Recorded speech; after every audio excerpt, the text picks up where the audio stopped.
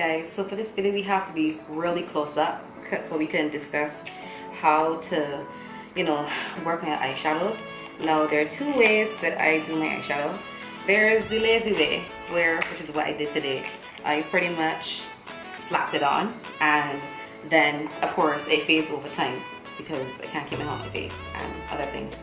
But then the other technique is where I use a concealer.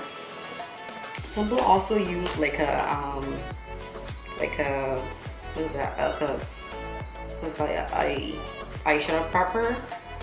This one was a sparkle that I had. I can't remember the brand name, but I don't use it. I find that I prefer to use like concealers like these, or even the LA Girl Pro concealers, to give a good base, and then I will go from there. But I need to prep my skin first because I have been out and about all day. I am so greasy. Also, it was so hot today, and I need to also take off the makeup around my eyes so I can start fresh and we can just. I wanted to cover all of my skin. I want to cover it. I want it to be like one basic color. So I'm gonna leave it like that because I want it to. And you're using this. You're gonna use this method because this is how the color will show up on the skin. So once you have a lighter color on your skin, and you put on any pigment or any other colors or any other pigment, it will grab it and it will look a lot more defined. So that's it. That's what I do. And the second step to this is to pretty much set it in place, because you don't want to put the pigment on it and it moves around a lot. And everyone, you know what I mean by moving around. It goes in other areas that you don't want it to go. So to keep the piece on the face, we're going to be using a color, and you can go ahead and use a color that's similar to what you already have. I'm going to use my LA Girl contour palette.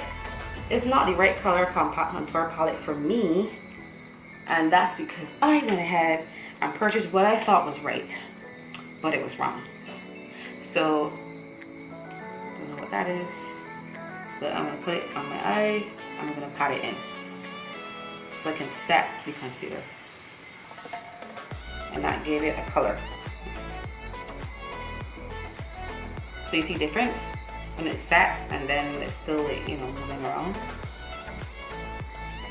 And usually let's give it a little while to dry as well, but that is not what the situation is right now, so we're gonna make do with what we have.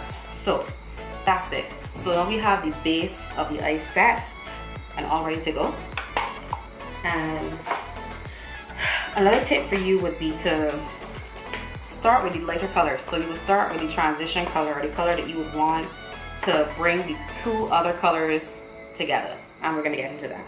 So for me, I personally like transition colors that are closer to my eye. Bruh. Or I would do something that is like maybe a red or something like that. But for this transition color, I'm gonna go a little bit more bold, and you choose the one you want to do. The palette that I'm using is this cheap one that I bought from the hair store. It was fairly cheap.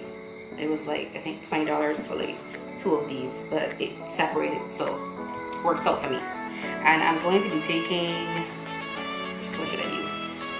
I'll be taking this color right here, and I'll be using that as my transition color. So what you're gonna do is you're gonna take some of it, tap off the excess from the brush, and then you're going to look at the eye and put it into the crease area. So you lightly swirl it, and as you can see, it's dark. Like, it's a lot darker than you would if you put it on your skin naturally.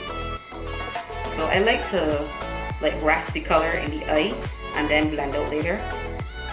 That could be to my detriment, but that's just how the way I like to do things. So I'll put that there.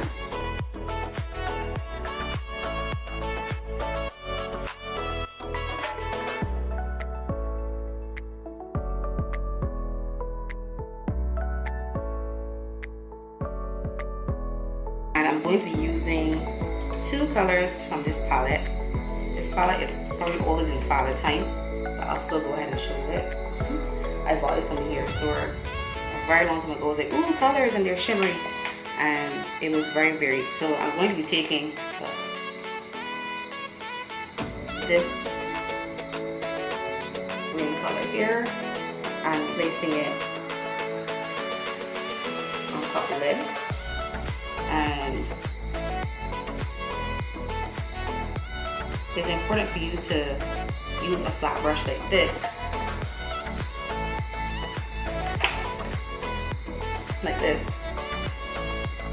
because you want the color to, you want to pat the color onto the actual eyelid.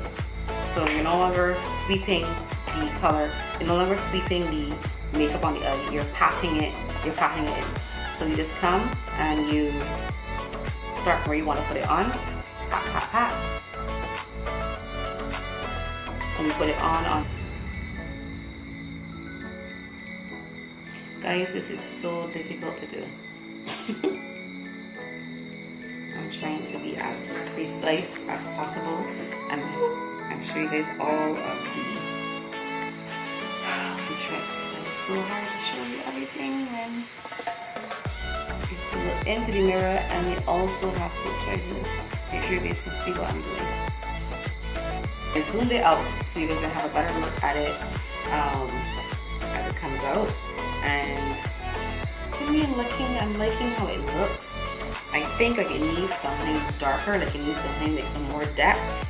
And I think what I'll do is I'm gonna put like some black to darken up the corners in here.